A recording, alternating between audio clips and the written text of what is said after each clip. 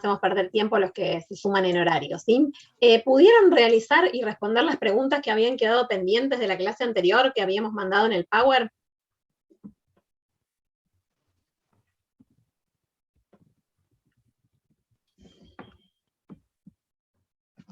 No me puse con eso todavía. Bien, ¿alguien lo pudo responder?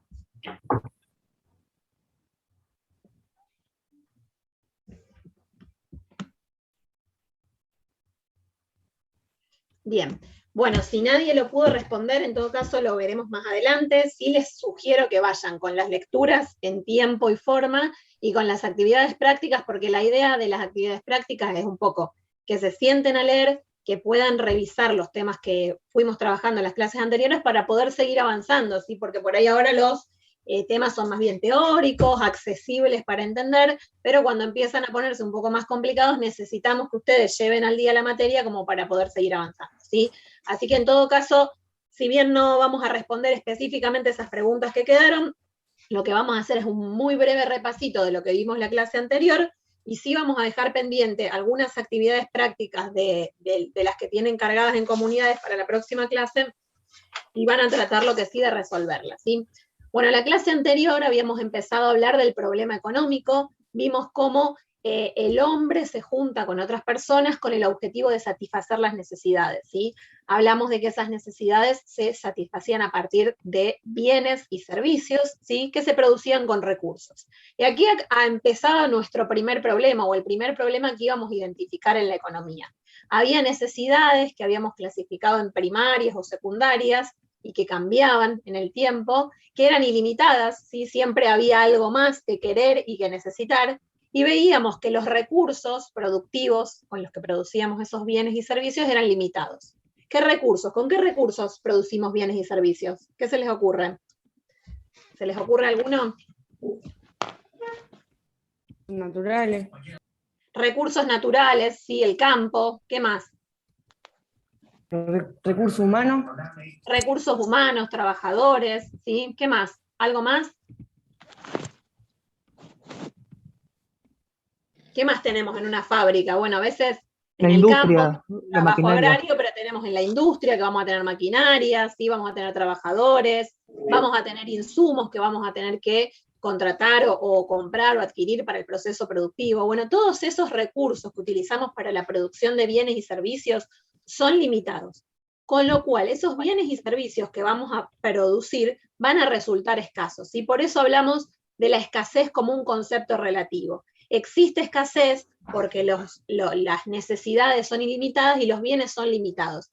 No sé si pudieron leer los apuntes, pero hay una diferencia en una nota al pie, que por ahí muchas veces la pasan por alto, pero que es importante, que diferencia entre lo que son los bienes económicos y los bienes libres. ¿Alguno pudo leer eso o se acuerda de esa diferencia?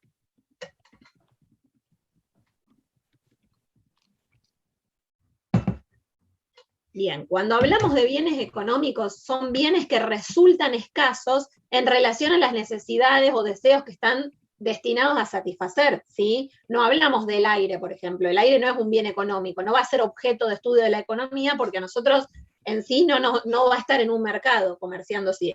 A diferencia de eso, cualquier bien o servicio que se intercambia en el mercado es un bien económico justamente por esto, porque las cantidades existentes de ese bien o de ese servicio resultan escasas o no alcanzan para satisfacer todas las necesidades, ¿sí? Y es ahí en donde nos vamos a meter y donde vamos a analizar el proceso de producción y el proceso de distribución. El proceso de producción que tenía que ver con, bueno, ¿qué producimos con estos recursos con los que disponemos? ¿Sí? Con los trabajadores, con los recursos naturales, con los bienes de capital, con el dinero, con el insumo, dada la tecnología, ¿qué producimos? ¿Cómo lo hacemos? ¿Cómo evitamos generar desperdicios? ¿Cómo hacemos que nuestra economía sea eficiente y alcance la máxima producción posible? ¿Sí? Y por otro lado, ¿cómo lo distribuimos? ¿Sí? El problema de distribución, que tenía que ver con distribuir el resultado del proceso productivo entre los distintos factores productivos. ¿Se acuerdan cuáles eran los factores productivos que los habíamos escrito por ahí? La tierra, El trabajo. el alquiler, Recursos naturales. Bien, repito, la tierra o recursos naturales, como ustedes quieran llamarlo, el trabajo, el capital y las habilidades empresarias. Hay una compañera me dijo el alquiler, pero no sería el caso, ¿sí? Lo que yo comentaba es que Quería decir eso, lo que habías dicho, lo que habías dicho antes, pero me salió claro, alquilar. que podríamos alquilar la tierra, es decir, rentarla, o podríamos utilizar tierra propia, ¿sí? Pero los factores productivos, como para que quede bien claro, van a ser los trabajadores, los bienes de capital, los recursos naturales y los empresarios. De esto hablamos la clase pasada, ¿sí? Hablamos del problema de producción y hablamos del problema de distribución, ¿sí? Y vimos cómo las sociedades habían resuelto ese problema a lo largo de la historia, ¿sí? Vimos o habíamos dividido la historia, y esto nos vamos a meter mejor en la unidad 2, habíamos visto que las sociedades precapitalistas eran economías de autosubsistencia, cerradas, en donde las personas producían para, ya sea el campesino, que era la figura típica de ese momento, producía para su amo o para el señor feudal, en el caso de lo que es la Edad Media, ¿sí? Pero no había grandes problemas para resolver el problema de producción y distribución, ¿sí? Se producía para el autoconsumo, ¿sí?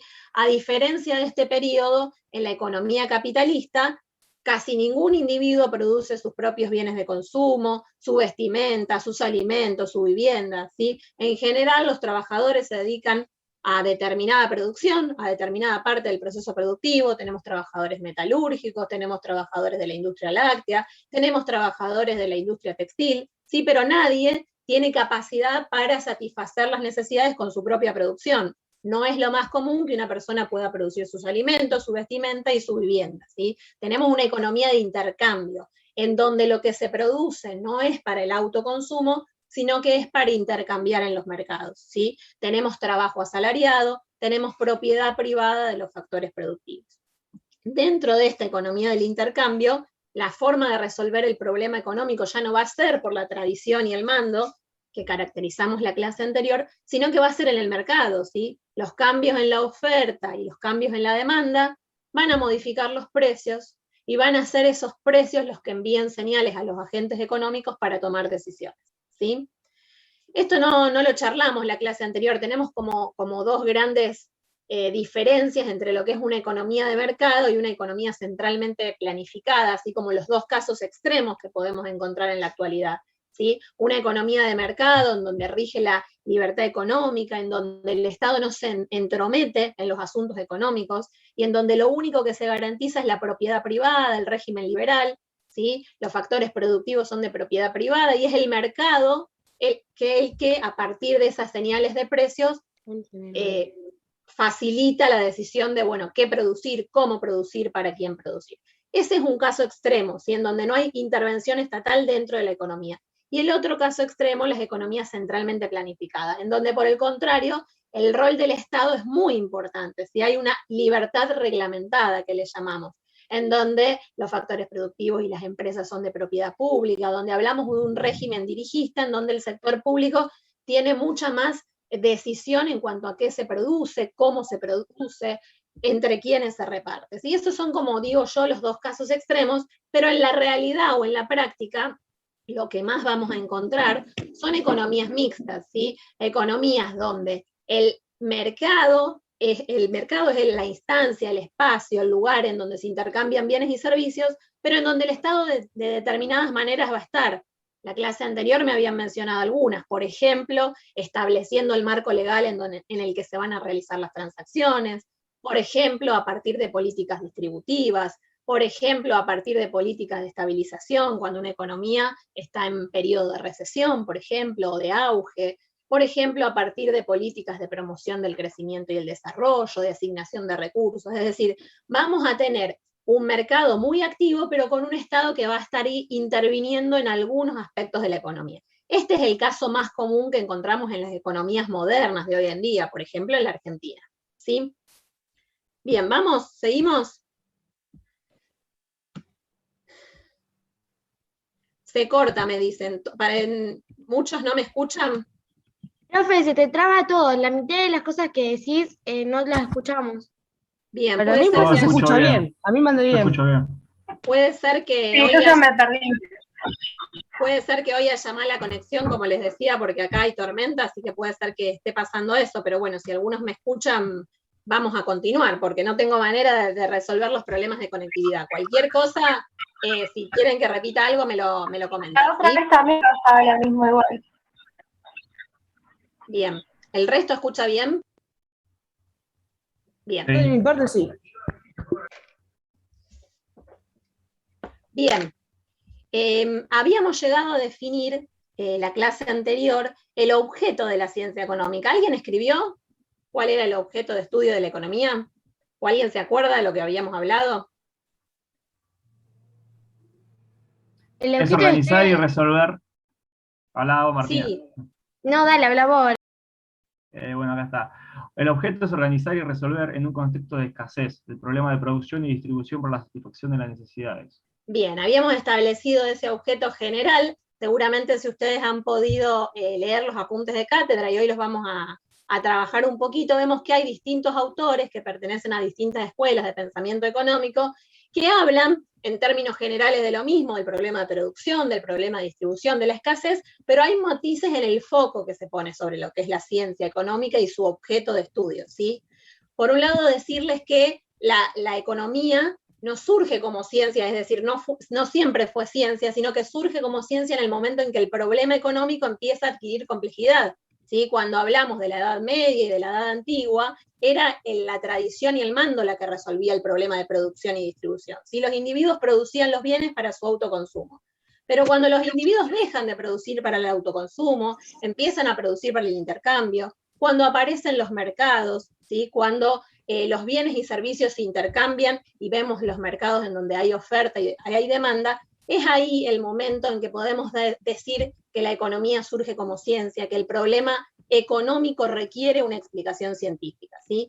Aproximadamente, o sea, en torno al siglo XVIII, una gran cantidad de ciencias dentro de lo que son las ciencias sociales irrumpen y empiezan a estudiar desde la sociedad, pero desde una concepción científica, y dentro de lo que es la economía, en general decimos que el año en que aparece como ciencia es 1776, ¿sí? Cuando Adam Smith, que lo llamamos el padre de la ciencia económica, publica su principal obra, ¿sí? Que es se llama una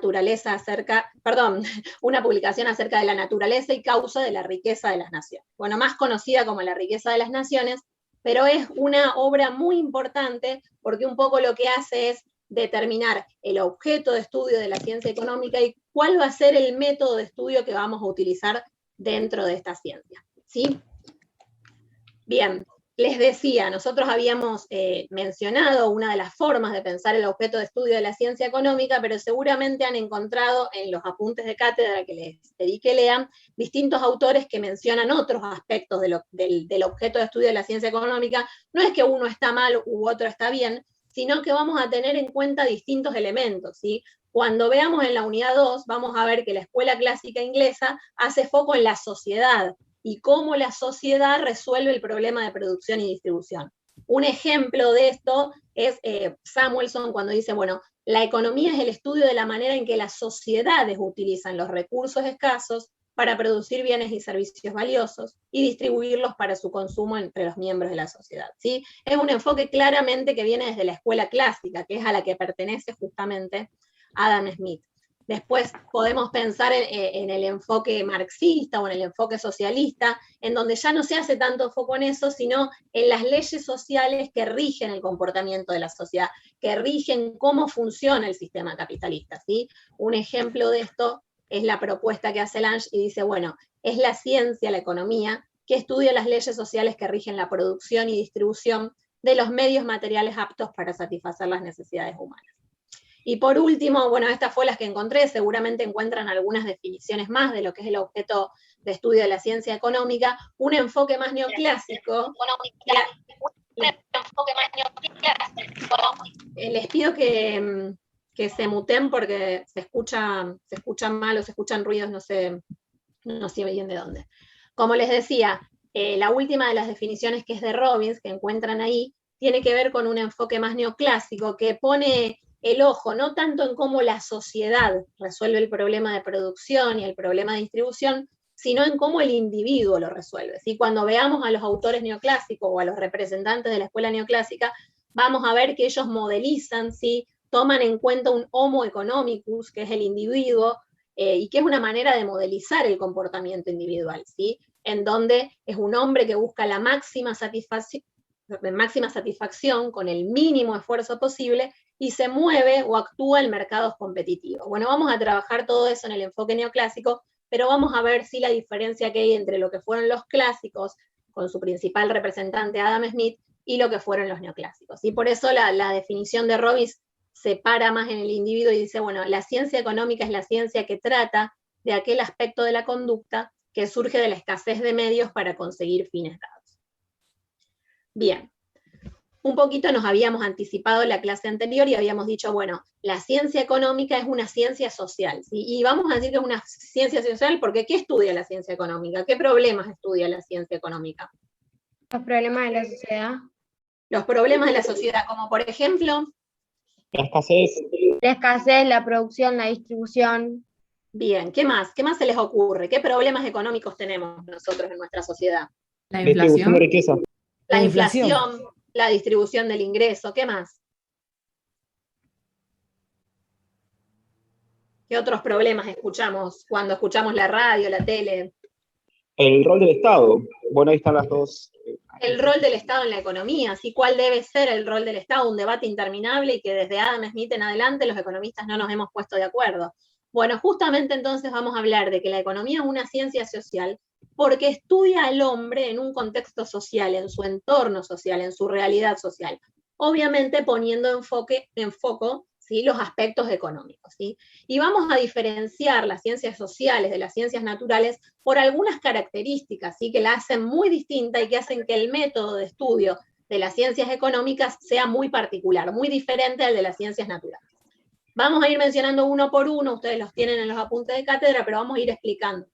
Por un lado, esta primera diferencia entre las ciencias sociales y naturales que tiene que ver con la inexistencia de constantes universales, ¿sí? Si yo les digo, no sé si me ven aquí, a ver, porque yo no me veo, si yo les digo que tengo esta virome y que la voy a soltar en este momento, ¿qué va a pasar con esta virome cuando la suelte? Y se va a Se caer. cae. Se va a caer, ¿sí? Hay una ley de gravedad que nos hace saber a todos que si yo suelto un objeto en el aire, seguramente va a caer, ¿sí? Esa es una ley universal de una de las ciencias naturales, ¿sí? Bueno, eso no pasa en economía.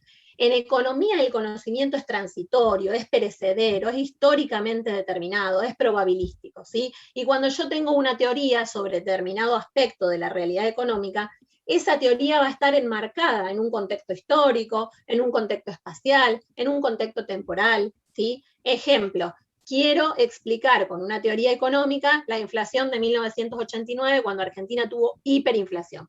Voy a formular una teoría, voy a buscar relaciones de causalidad, voy a buscar datos, y a partir de ahí voy a tener una teoría que explique la inflación, la hiperinflación que vivió Argentina en aquel momento.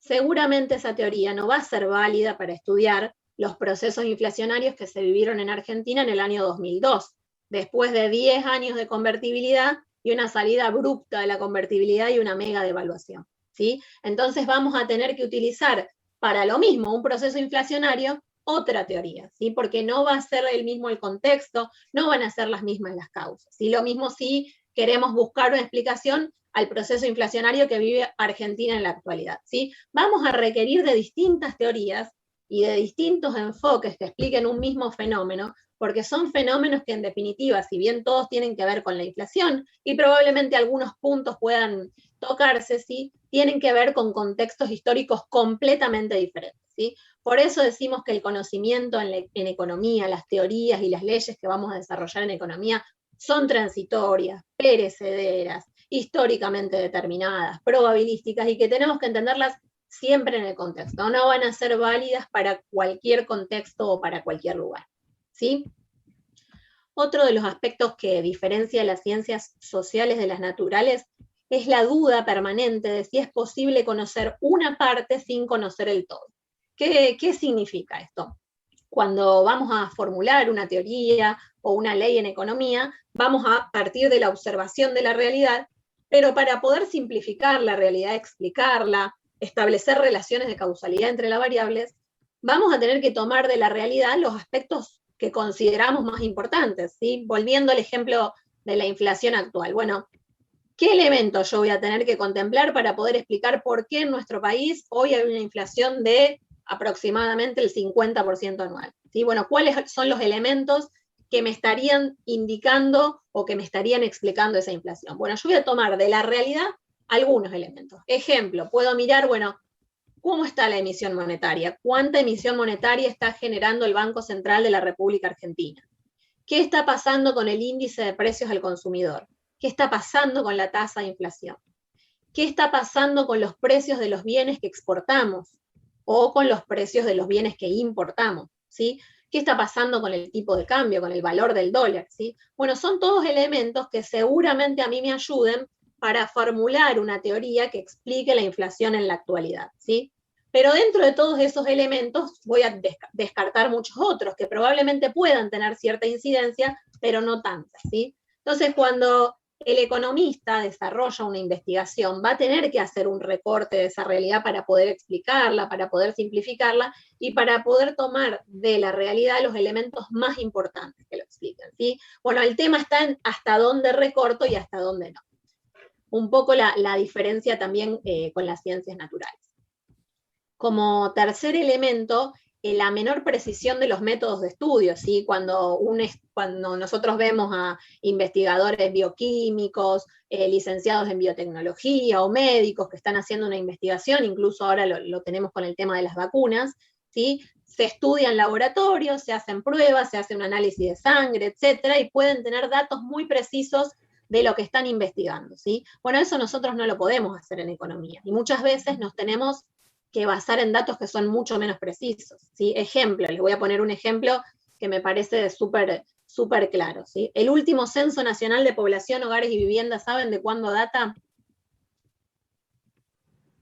2010. Sí, En el 2010. 2010. Es decir, que tiene 11 años, ¿sí? Se supone que este año vamos a tener nuestro nuevo Censo Nacional de Población, Hogares y Vivienda, pero si yo tengo que tomar información, voy a estar utilizando información que ya tiene 11 años de antigüedad, ¿sí? Lo mismo si hablamos del Censo Nacional Agropecuario, el último fue en 2018.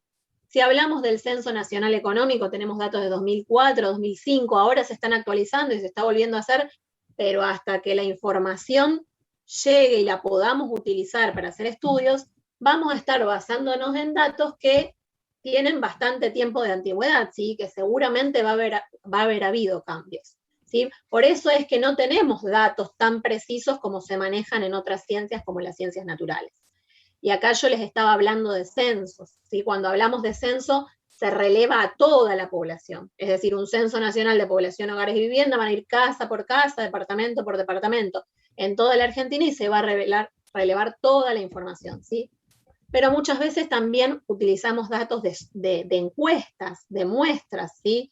La EPH, no sé si escucharon hablar de la encuesta permanente de hogares, es una encuesta que brinda datos sociodemográficos, sociolaborales, socioeconómicos, y en realidad es una muestra. No se hace una encuesta a toda la población, sino que se hace una muestra representativa, ¿sí? Y que, por ejemplo, no tiene en cuenta la población rural, ¿sí? Entonces, fíjense cómo todos los estudios de economía, todas las teorías y todas las leyes, si bien buscan tener los datos más precisos posibles, siempre van a estar sujetos a estos inconvenientes de datos que sean más antiguos o de muestras y no censos, etcétera, que va a generar ciertas dificultades, ¿sí? Por otro lado, la economía no es una ciencia experimental, si no podemos realizar experimentos controlados, ¿sí? Yo no puedo poner en una pecera ratitas o a la sociedad en su conjunto y ver, bueno, a ver, voy a generar mayor emisión monetaria, a ver el impacto que esto tiene en la tasa de inflación, ¿sí? No se pueden realizar experimentos controlados, con lo cual conocer el verdadero impacto de alguna medida, como puede ser aumentar o disminuir la emisión monetaria, va a estar muchas veces sesgado por otros aspectos que estén afectando a la sociedad y que quizás no tenga tan claramente identificados. El siguiente de los elementos o de las diferencias que vamos a marcar entre las ciencias sociales y naturales tiene que ver con la utilización muchas veces en los modelos económicos de supuestos irreales, ¿sí? Van a ver, de hecho la próxima clase vamos a ver el primer modelo económico que vamos a estudiar, que es el de la frontera de posibilidades de producción, un modelo muy interesante y que nos brinda información muy importante de la economía y que de hecho lo vamos a estar utilizando en la unidad 4 también, y que el primer supuesto del que parte es que la economía produce solo 2 bienes, ¿sí? Y ustedes van a decir, pero ¿cómo, profe? Si la mayor parte de las economías, todas las economías del mundo producen mucho más que 2 bienes, ¿sí? Producen una gran variedad de bienes. Bueno, en este modelo necesitamos partir de este supuesto, que después lo vamos a poder matizar, para poder explicar determinado hecho de la realidad, que bueno, lo vamos a comentar en la clase que viene, ¿sí? Un supuesto, por ejemplo, que muchas veces se utiliza en economía es la ley de los grandes números. ¿Qué es esto de la ley de los grandes números? Suponer que como la mayoría actúa de determinada manera, todos actuamos de esa manera, ¿sí? Voy a poner un ejemplo. La ley de demanda, también la vamos a ver en la unidad 3, pero se las anticipo ahora. La ley de demanda nos dice que el aumento en el precio de un bien disminuye la cantidad demandada del bien. Lo cual es lógico, ¿sí? Si yo les digo, bueno, aumenta el precio de la carne, seguramente empecemos a tratar de comprar menos carne o comprar algún otro producto alimenticio y reducir el consumo y consecuentemente la demanda de carne, ¿sí? Esa es la ley de demanda, una ley muy sencilla, ¿sí? Sin embargo, no necesariamente todos actúan así. Va a ser la mayoría, pero no necesariamente todos. Entonces vamos a tener en cuenta o vamos a utilizar esa ley de grandes números para generalizar. Por último, una última diferencia que vamos a destacar con las ciencias naturales, que tiene que ver con la presencia de juicios de valor que muchas veces quitan objetividad al análisis, ¿sí? El investigador no solo es quien va a realizar la investigación, sino que va a ser parte, va a ser objeto de análisis, ¿sí? Porque forma parte de esa sociedad que está estudiando, ¿sí? En el mismo momento que un investigador elige un tema de estudio, lo elige de acuerdo a sus intereses, necesidades, preocupaciones, ¿sí? Temas que le interpelan. En el momento en que elige un marco teórico determinado y no otro, también va a estar eligiendo de acuerdo a algún pensamiento o vinculado a ciertos valores que pueden quitar objetividad al análisis, ¿sí? Vamos a poner un ejemplo. Bueno, ustedes todavía no han podido ir a la facultad o han ido solamente para inscribirse, ¿sí? Pero cuando podamos ir presencialmente, van a encontrar que cada una de las escuelas, la escuela de economía, la escuela de contabilidad, la escuela de turismo, de administración, bueno, cada una de ellas tiene institutos de investigación, ¿sí? En el caso de la escuela de economía, que es de la que formo parte, tenemos el Instituto de Investigaciones Económicas, ¿sí? Y si ustedes ven los temas de estudio en ese instituto, vemos que se estudia el Producto Bruto Geográfico de la ciudad de Rosario, que se estudian los problemas laborales de Rosario y la región, ¿sí? Que estudiamos los desequilibrios territoriales en la provincia de Santa Fe, que estudiamos las economías regionales de la provincia de Santa Fe. Es decir, que todos los temas que se abarcan en ese instituto justamente tienen que ver con la región y tienen que ver con aspectos que están relacionados con nuestra cotidianeidad, ¿sí? Por eso muchas veces tenemos que decir que más allá de que se va a utilizar un procedimiento riguroso para obtener teorías y leyes que sean válidas y que realmente expliquen la realidad que estamos analizando, obviamente al ser el investigador sujeto de la investigación, pero también objeto de análisis, podemos perder algo de la objetividad que tienen sí las ciencias naturales. Bien, ¿alguna duda? Los veo muy calladitos.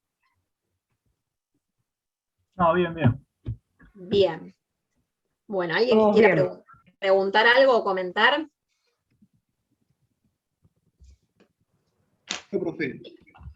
Sí, Alan creo que habló. El tema que por ahí habla muy rápido y hay compañeros por ahí que se le entrecorta un poco la transmisión, entonces por ahí no agarran a enganchar todo lo que usted dice, o se mezclan en lo que dice que vamos a desarrollar después, y lo están hablando ahora. Nada, eso solamente quería aportar. Bien, entonces que hable un poquito más lento. Despacio, claro, un poquito más Bien, despacio, por ahí enganchamos. Te agradezco, Alan, porque yo me pongo a hablar, y por ahí no les dejo tiempo, así que te agradezco el aporte. Ustedes me retan cada vez que me acelero de nuevo, ¿sí? Les voy a asignar esa tarea. Bueno. Profe, y una pregunta. ¿La Sí. próxima no se podría hacer en plataforma Meet? Sí, me comentaban algunos compañeros, bueno, ya que lo decís ahora, se los voy a preguntar a la mayoría, porque quiero saber, digo, ¿qué desventaja tiene Zoom que tenemos que meternos cada 50 minutos, nos tenemos que volver a meter? Esa es la desventaja. La desventaja que yo le encuentro a Meet es que tenemos que admitir a todos los compañeros, ¿sí? Y una cosa es que yo los admita los primeros 5 minutos de clase, ¿sí? pero cuando ya estamos hablando, muchas veces se generan interrupciones en la clase porque gente que llegó tarde, que se salió, qué sé yo, y que muchas veces genera como esa cuestión. Así que yo en general me he manejado siempre por Zoom porque me parece que el costo de reconectarnos no es tan grande como el costo de perder el hilo de lo que estamos hablando, pero obviamente lo dejo a consideración de ustedes, que son los interesados, digamos. A ese problema, profe, tiene una solución lo de no tener que admitir a cada uno, y es que si vos antes de hacer una reunión, puedes dejarla programada el mismo link para todas las semanas, los mismos días, el mismo horario, y poner los mails de cada uno, y así cuando vos entras a la reunión, los que están tienen los mails para el Meet, entran sin necesidad del permiso. Bien, vamos a probar. No sé si les parece mejor entonces, si todos están de acuerdo con que enviemos a Meet, o prefieren que sigamos por Zoom. Y aparte de eso, si vos lo haces por el calendario de Google o de cualquier opción, te da la opción de desbloquear eso y podés invitar. Entonces lo mandás a comunidades y nos invitaste a todos. Bueno, entonces Claro. ustedes todos prefieren que lo hagamos de esa manera, ¿no? De esa manera estaría muy bueno. Sí, sería Bueno, más cómodo. Para mí es fácil comunidad. Bien, por Claro, mí. Profe.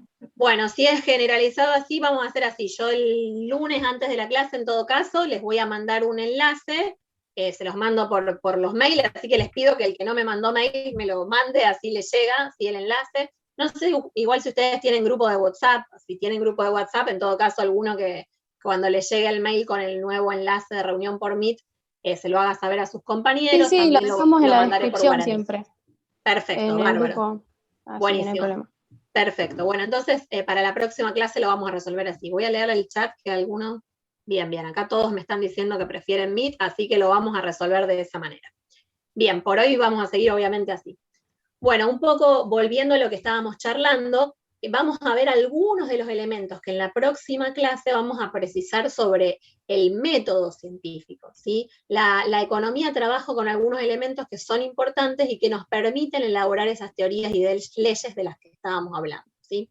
Por un lado, la abstracción, ¿sí? La abstracción que tiene que ver con tomar de esa realidad que es tan compleja, que es tan amplia, que está tan determinada por múltiples variables, aquellos datos que a vista del investigador parecen los fundamentales, los esenciales, ¿sí? Sobre un fenómeno. Se va a partir de una realidad concreta, de esa realidad concreta se van a tomar los elementos que el investigador considere fundamentales, y a partir de ahí va a empezar todo un método científico que va a resultar en teorías económicas, ¿sí? Las teorías económicas, ¿qué es lo que buscan? Describir determinado hecho científico, explicar por qué, ¿sí? Por qué sucede determinado hecho económico, ¿sí? Establecer relaciones de causalidad, por ejemplo, entre la emisión monetaria y la tasa de inflación, ¿sí? Por ejemplo, entre el aumento de impuestos y la tasa de desocupación. Bueno, teorías que van a establecer relaciones de causalidad entre las variables, que van a explicar determinados hechos o fenómenos económicos, e incluso que nos van a servir para poder controlar esa realidad, para poder modificar el curso que sigue determinada variable.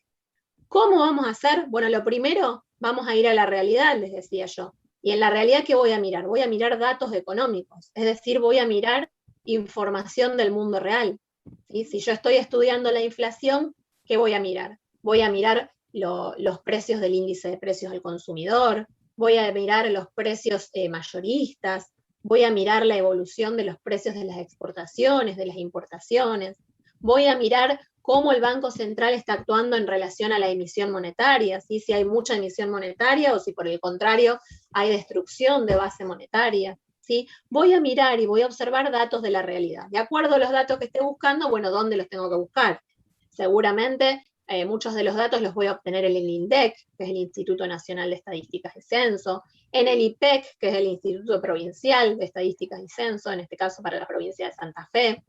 Cada provincia tiene su instituto, o de acuerdo a los datos que tenga que buscar, voy a irme a buscar datos de acuerdo al estudio que esté haciendo.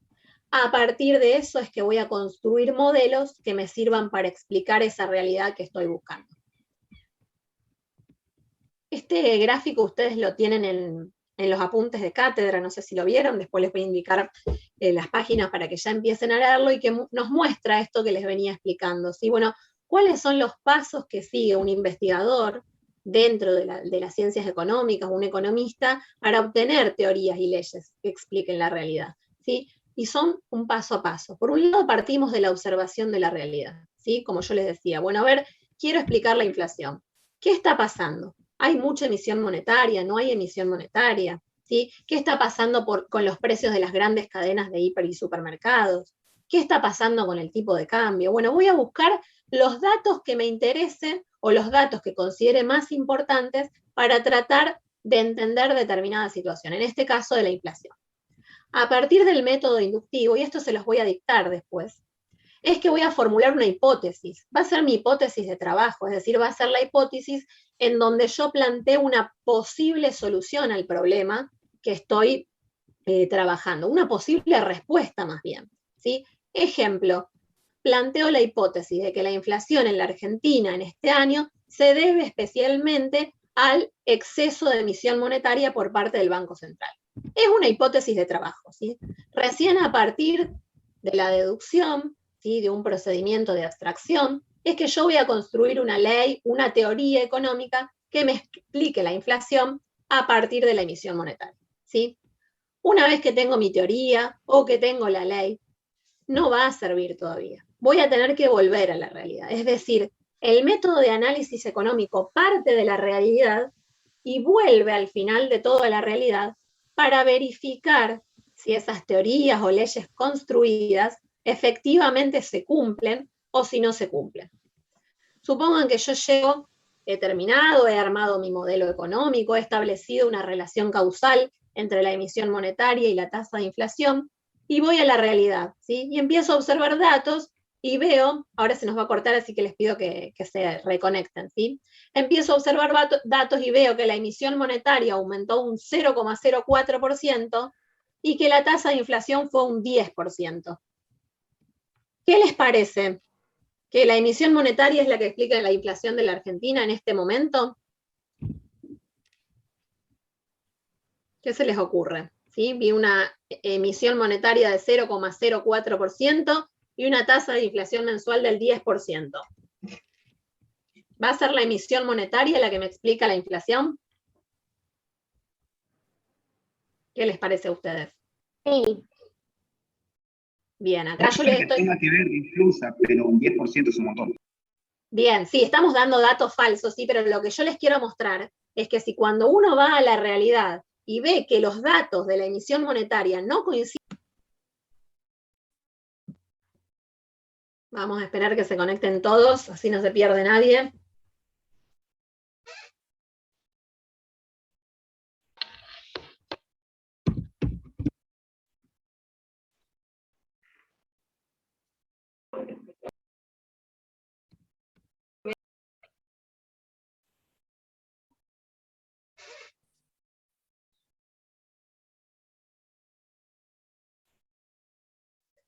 Bien, retomando un poco el ejemplo que estábamos tomando. Lo que yo les quiero explicar es que cuando uno vuelve a la realidad y ve que los datos no condicen con esta teoría, ¿sí?, ve que la emisión monetaria fue muy poca en relación a la inflación, ¿qué va a pasar con esta teoría? ¿Sí? Si yo cuando la contrasto con la realidad, no me está marcando esa realidad. ¿Me va a servir No va esa a ser teoría? válida. Exactamente. No va a poder confirmar. Voy a tener que descartar esa teoría, la voy a tener que refutar porque efectivamente no se concreta en la realidad, ¿sí? Si cuando yo formulé mis leyes o mis teorías, vuelvo a la realidad, observo la realidad y no encuentro que se verifica, ¿qué voy a tener que hacer? Volver a empezar. Voy a tener que buscar otra teoría que me explique el proceso de inflación en este momento, ¿sí? Quizás, si yo me voy a la inflación de 1989, capaz que sí era válida, ¿sí? Pero no es válida en este momento. ¿Sí? Entonces voy a tener que empezar de nuevo. Por el contrario, si cuando yo llego a la realidad y observo la realidad, verifico que esa teoría efectivamente se concreta, si efectivamente se cumple, bueno, entonces sí va a ser válida y entonces va a pasar a formar parte del cuerpo de teorías que explican los procesos inflacionarios en la actualidad. ¿Me explico? Bien. ¿Alguna duda con estos pasos del método científico? Bien. Lo más importante que a ustedes les tiene que quedar de esto, que por ahí es muy abstracto y un poco difícil de leer, ¿sí? Pero que tiene que ver con esto de partir de la realidad, de formular una propuesta de explicación, que son justamente las hipótesis, que a partir de ahí se van a formular las teorías y leyes, pero que esas teorías y leyes no van a ser válidas hasta tanto no se verifiquen con la realidad. Si efectivamente, una vez contrastadas con la realidad, esas teorías son válidas y son buenas para explicar, en este caso, el proceso inflacionario, perfecto, nos van a servir y van a pasar a formar parte del cuerpo de teorías y leyes que la explican. Pero puede suceder también que al contrastar con la realidad no se verifique y consecuentemente tengamos que volver a empezar. Bien, les pregunto, ¿quieren que les dicte esto? ¿Les sirve que les dicte un resumen de lo que estuvimos hablando hasta acá o prefieren directamente, digo, lo van a tener que ver de los apuntes, pero prefieren tener un resumen además de los apuntes o prefieren solamente de los apuntes? Yo prefiero un resumen, profe, me parece más fácil. Bien, les aclaro esto, yo por ahí algunos temas los resumo y se los dicto para ayudarlos en la lectura de los apuntes de cátedra, pero no quiere decir que con eso solo les alcance para rendir, ¿sí? Porque después me dicen, bueno, pero yo estudié de lo que usted dictó y bueno, no alcanza, ¿sí? Simplemente es una breve síntesis de lo que ustedes después van a leer en los apuntes. Les dicto, procedimiento del análisis económico. Como no los veo, me van a tener que ir diciendo cuándo puedo seguir y cuándo no. Procedimiento del análisis económico.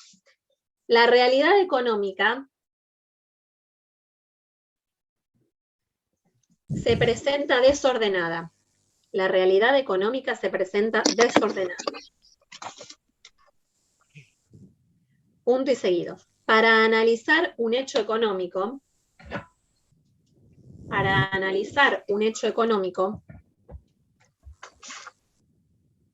se recogen datos de esa realidad,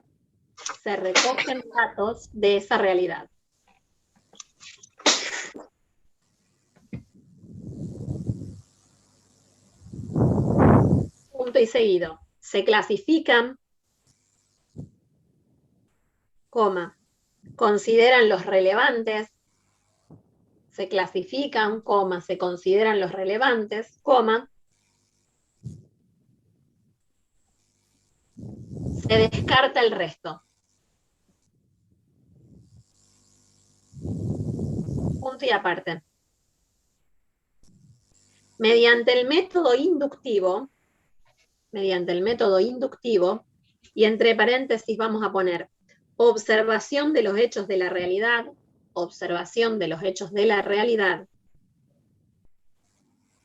para obtener principios generales, cierro paréntesis,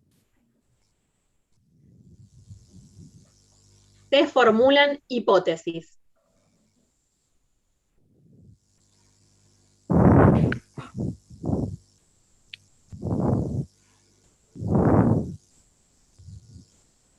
Punto y seguido.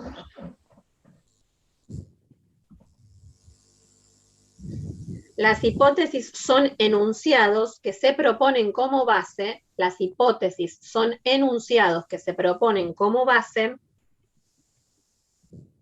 para explicar por qué o cómo se produce un fenómeno.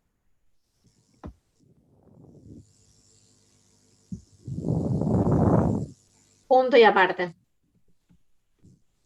Mediante el método deductivo, Profe, pará, Sí, está yendo perdón. muy rápido. ¿Por qué o cómo? Lo que pasa es que no los veo a ninguno de ustedes, así que sigo mi instinto, pero si los viera podría saber. La sigo a Araceli y a Diel nomás, así que si termina ¿Por qué alguno de o estos, yo cómo? sigo. Bien, se proponen como base para explicar por qué o cómo se produce un fenómeno. ¿Por qué o cómo se produce un fenómeno? Punto y aparte.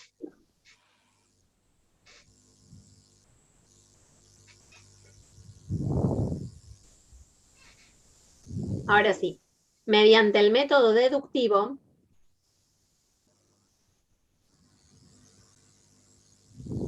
entre paréntesis, empleando razonamientos lógicos,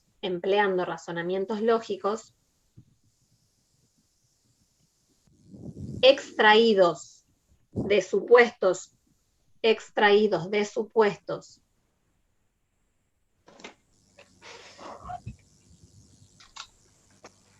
no derivados de la observación empírica, extraídos de supuestos no derivados de la observación empírica, coma,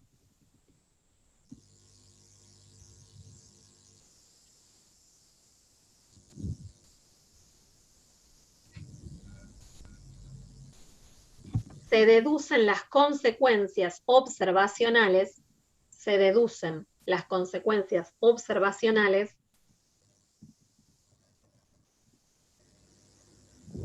de la hipótesis propuesta. Se deducen las consecuencias observacionales de la hipótesis propuesta. Cierro paréntesis.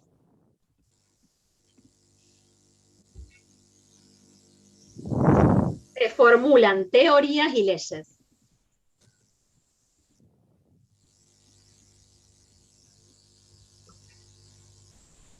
Punto y aparte.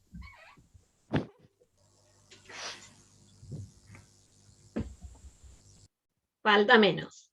Se recurre a la abstracción. Se recurre a la abstracción. Punto y seguido.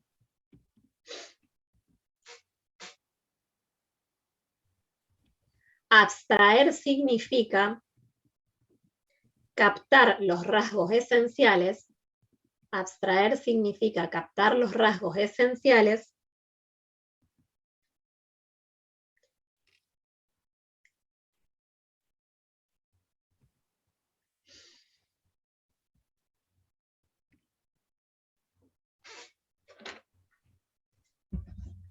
¿Significa, profe? Captar los rasgos esenciales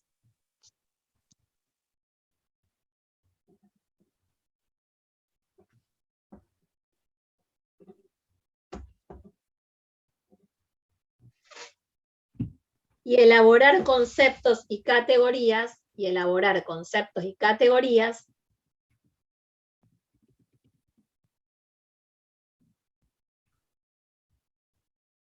para categorizarlos. Punto y seguido. Para categorizarlos. Punto y seguido.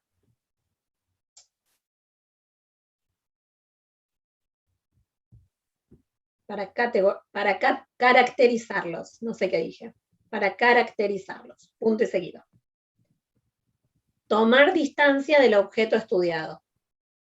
Tomar distancia del objeto estudiado.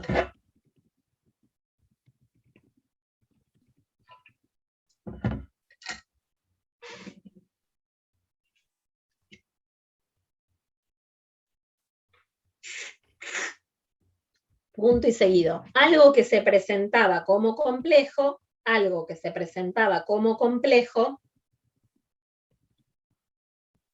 coma,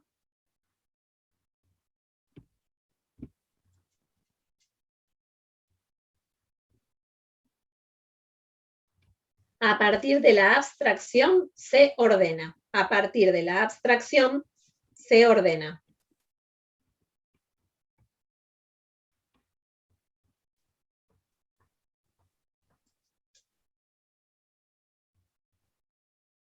Punto y aparte. Como resultado de la deducción,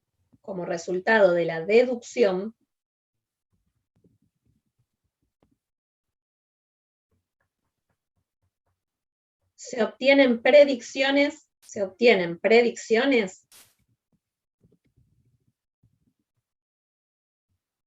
contrastables con la realidad.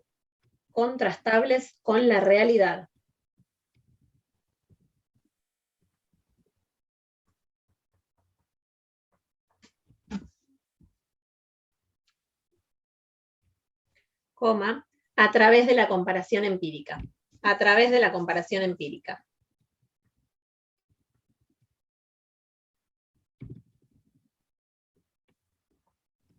Punto y aparte. Ello permite rechazar, y entre guiones, si no se verifica en la realidad, Ello permite rechazar, si no se verifica en la realidad, coma, o confirmar, punto y seguido. O confirmar, punto y seguido. Entonces se convierte en ley, y entre paréntesis, probabilística. Entonces se convierte en ley, y entre paréntesis, probabilística. Ya terminamos.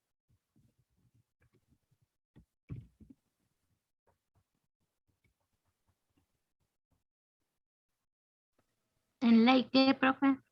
Probabilística. Significa que va a estar sujeta constantemente a revisión, ¿sí? Punto y aparte, el conocimiento resultante, última oración, el conocimiento resultante será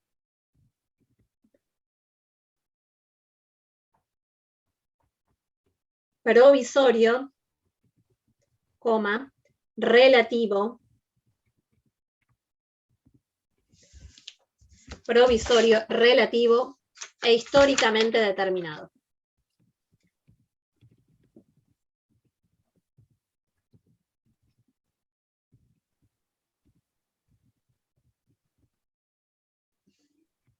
Históricamente, profe. Determinado. Bien, un poco lo que hicimos ahí fue justamente volver a explicar paso a paso estos procedimientos que sigue el análisis económico, partiendo de la realidad, formulando hipótesis, a partir de la abstracción, concretando en teorías y leyes, pero volviendo a la realidad para verificarlo, ¿sí? Si en la realidad efectivamente no coincide con nuestra teoría o nuestra ley, la vamos a rechazar, ¿sí? Contrariamente, si nuestra teoría coincide con la realidad o es explicativa de esa realidad, efectivamente va a ser una ley que vamos a tener en cuenta dentro de las distintas teorías y leyes que tenemos en el cuerpo de análisis económico, ¿sí? Ahora, esta ley que obtengamos, ¿va a ser válida para cualquier momento o para cualquier lugar?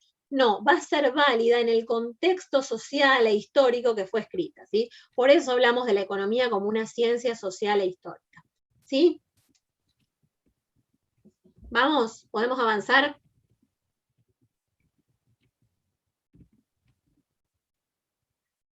Sí. ¿Terminaron de escribir ahí? Bien.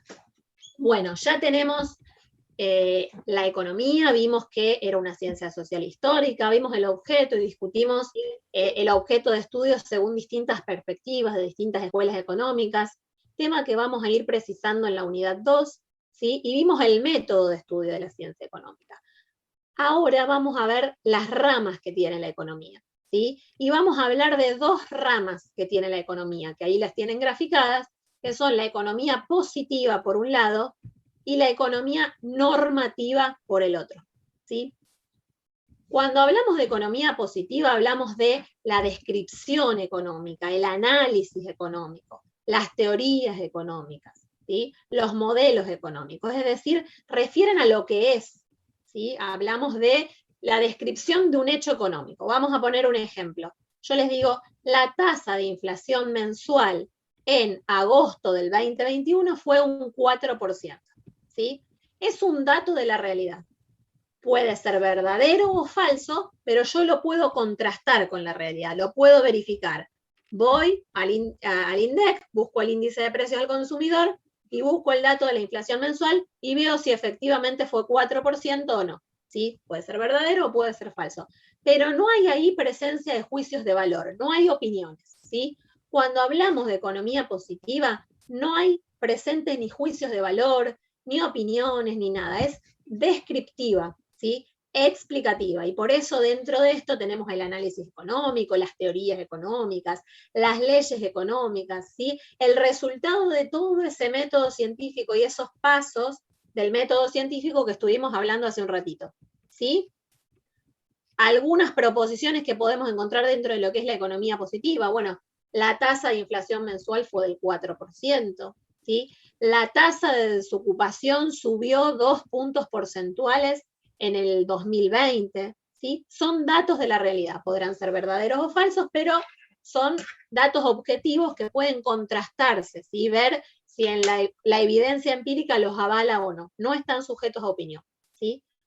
Dentro de esa rama, que es la economía positiva, vamos a tener dos enfoques, ¿sí? Que son la microeconomía y la macroeconomía. Seguramente escucharon esos términos, ¿sí? Bueno, son los dos enfoques que están dentro de la rama que es la economía positiva. Cuando hablamos de microeconomía, es el estudio de los agentes económicos individuales, ¿sí? Es decir, ¿qué vamos a tener en cuenta? Las familias, las empresas y el gobierno, y cómo funcionan en los mercados, ¿sí? Ejemplo, algún tema de microeconomía puede ser, por ejemplo, cómo impacta un estudio que indica que el exceso de consumo de carne puede generar hipertensión, ¿sí? ¿Cómo va a impactar ese estudio en el mercado de la carne? ¿Sí? ¿Va a disminuir la demanda? ¿No va a pasar nada con la demanda? Y cómo, en todo caso, si la demanda disminuye, cómo va a impactar en el precio, ¿sí? Vamos a estudiar los mercados, ¿sí? ¿Qué pasa con la oferta? ¿Qué pasa con la demanda? ¿Y qué pasa si hay algún cambio en alguno de los determinantes de la oferta o la demanda? Otro ejemplo, ¿qué pasa si el sector público establece un impuesto para los productores de carne? ¿Qué va a pasar en el mercado? ¿Qué va a pasar con el precio? ¿Qué va a pasar con la cantidad comercializada? Son todos elementos que hacen al enfoque microeconómico, ¿sí? El estudio de los agentes económicos individuales, familias, empresas y gobierno, y cómo se comportan en los mercados, ¿sí? La otra pata, el otro enfoque es la macroeconómica, ¿sí? Que tiene que ver con el estudio de los grandes agregados macroeconómicos, ¿sí? Del comportamiento de la economía en general, ¿sí? La clase anterior mencionamos mucho el Producto Bruto Interno, ¿sí? Bueno, entonces va a ser tema de la macroeconomía conocer cómo evoluciona el Producto Bruto Interno en el tiempo, ¿sí? Conocer la tasa de crecimiento del PBI, resolver el problema de crecimiento, de desarrollo, de inflación, de distribución del ingreso, ¿sí? De los sistemas de tipo de cambio. Bueno, todo eso va a ser objeto de la macroeconomía. Pero siempre... Sí, Martina. Entonces, ¿la macroeconomía qué sería? Digamos, es el estudio de los grandes agregados económicos, ¿sí? Estudia la economía en términos más generales, ¿sí? Vamos a estudiar problemas como el desempleo, la inflación, la tasa de crecimiento del PBI real, qué es lo que tiene que hacer un país para crecer o para desarrollarse, ¿sí? Van a ser aspectos que tengan que ver con lo global, con lo macro, ¿sí? Mientras que en la micro nos vamos a parar sobre los mercados. Bien, como les decía, y un poquito volviendo hacia atrás, cuando hablamos entonces de economía positiva, vamos a estar hablando de aspectos que describen la realidad, que explican la realidad, pero que pueden contrastarse empíricamente y no tienen o no están sujetos a juicios de valor, ¿sí? La otra rama de la economía, completamente diferente, es la economía normativa, que está vinculada con la política económica, ¿sí? Y acá ya sí hay presencia de juicios de valor, porque lo que busca es la acción, la transformación, ¿sí? La política económica busca transformar determinada realidad. Siempre la política económica va a tener que basarse, ¿sí? En teorías económicas, ¿sí? En aquellos que se esforzaron para formular teorías que expliquen, por ejemplo, la inflación, que expliquen el desempleo, ¿sí? Pero la política económica, fundamentándose en la teoría económica, lo que va a buscar es transformar. Y acá ya no hablamos de lo que es, ¿sí? Sino que hablamos de lo que debería ser, ¿sí? Entonces por eso decimos, bueno, acá sí ya tenemos juicios de valor. Por ejemplo, yo les había dicho, bueno, en economía positiva, un enunciado típico de la economía positiva puede ser la tasa de inflación mensual es del 4%. Bueno, puede venir Adriel y me dice, bueno, lo que tenemos que hacer si la tasa de inflación es del 4% es reducir la emisión monetaria, ¿sí? Pero Araceli le puede decir a Adriel, no, mira, la verdad que yo creo que no hay que reducir la emisión monetaria, lo que tenemos que hacer es aumentar los salarios para que no haya pérdida del poder adquisitivo de los salarios, ¿sí?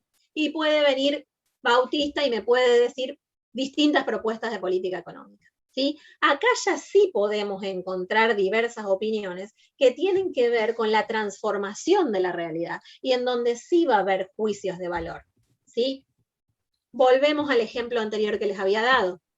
Yo les dije, bueno, la tasa de desempleo en el 2020 aumentó 2 puntos porcentuales. Bueno, Hay quienes me puedan decir, bueno, para bajar el desempleo lo que tenemos que hacer es una flexibilización laboral que haga que las empresas tengan que tener menos costos para despedir a un empleado o menos cargas sociales, ¿sí? Pero puede venir otro compañero y me puede decir, bueno, no, en realidad no hay que hacer eso. Lo que habría que hacer es subsidiar a las pymes que toman empleados nuevos, ¿sí?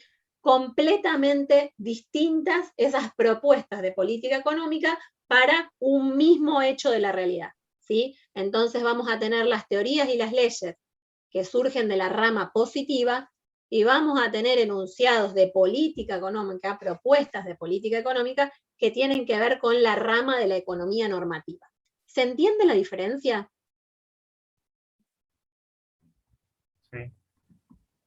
Sí, sí. Bien. Sí. Fíjense acá entonces un poco. Lo positivo es una descripción, una explicación, una teoría, un pensamiento, ¿sí? Son todas esas leyes y teorías que habíamos construido a partir del método científico del que acabamos de hablar, ¿sí? Tienen que ver con la ciencia, son contrastables con la realidad, son verificables, ¿sí? Y todos los enunciados, que tengan que ver con lo positivo van a ser declarativos, ¿sí? Van a indicar un hecho, ¿sí? Lo normativo, la otra de las ramas de la economía, tienen que ver con recomendaciones de política económica, práctica política, acción, búsqueda de transformar la realidad, ¿sí? Y acá vamos a tener juicios de valor, en el sentido de que seguramente encontremos diversas opiniones en relación a un mismo hecho o en relación a un mismo problema que queremos solucionar, ¿sí? Bien. Un elemento importante y que siempre tienen que tener en cuenta es que más allá de las opiniones, la política económica siempre tiene que utilizar de herramienta la teoría económica para justificarse. Sí tiene que ser un instrumento de los hacedores de política económica para poder hacer propuestas de política, ¿sí? Siempre va a ser un instrumento. Vamos. Bien, ahora ya les pregunto y van a tener más miedo. ¿Quieren que les dicte esto de las ramas de la economía o más o menos lo fueron escribiendo?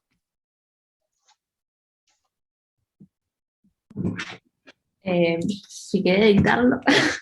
No, yo no tengo problema, eso depende de lo que quieran. Si quieren seguimos, total, bueno, son todas cosas que van a encontrar en los apuntes. Bien. Ya cerrando un poquito los temas que vamos a estar hablando hoy, como les decía, dentro ya trabajamos el problema económico, ya trabajamos la economía como ciencia, que era el segundo de los temas que íbamos a trabajar en la unidad 1, y la próxima clase vamos a hablar de los instrumentos del análisis económico, pero hoy vamos a meternos a dar los primeros temas de este último eje, porque la idea de la próxima clase es ver los modelos económicos y ver el primero de los modelos económicos que ustedes van a estudiar, que es el de la frontera de posibilidades de producción. ¿Sí? Para eso vamos a tener que conocer algunos conceptos y algunas diferencias. Por un lado, la variable económica. ¿Se acuerdan que habíamos mencionado varias variables económicas? ¿Se acuerdan de alguna?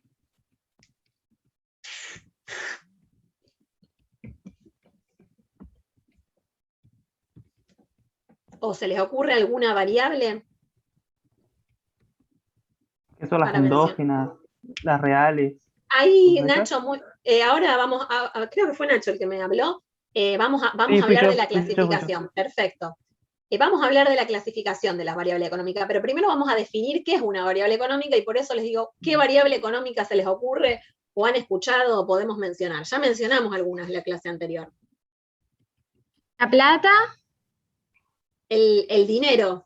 La cantidad de dinero en circulación en la economía, ¿sí? Bueno, acá un poco esto que está bueno que suceda, que vamos a empezar a precisar algunos conceptos, ¿sí? Por ejemplo, Martina nos propone el dinero en circulación que hay en la economía, que después le vamos a llamar de manera mucho más precisa, que es la oferta monetaria, ¿sí? Exactamente, Martina, la oferta monetaria es una variable económica. ¿Qué otras se les ocurre? Los precios internacionales. Los precios internacionales, por ejemplo, de los commodities, ¿sí? De la soja, del petróleo. Bien, ¿qué más?